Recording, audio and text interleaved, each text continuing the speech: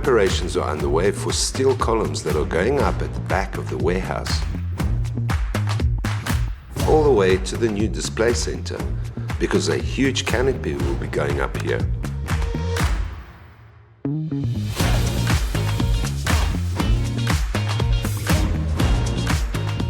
Inside, all the walls receive plaster primer to help seal the plaster, and because it is alkaline resistant, it will help the top coat paint to stick well to the walls.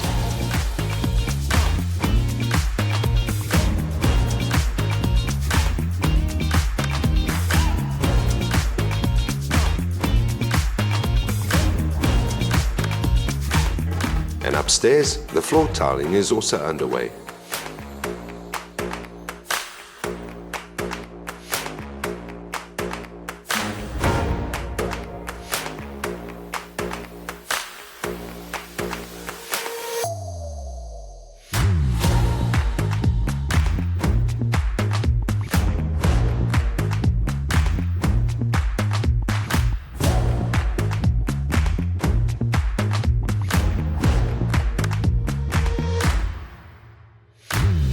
Meanwhile, all the windows in the reception area are getting extra attention.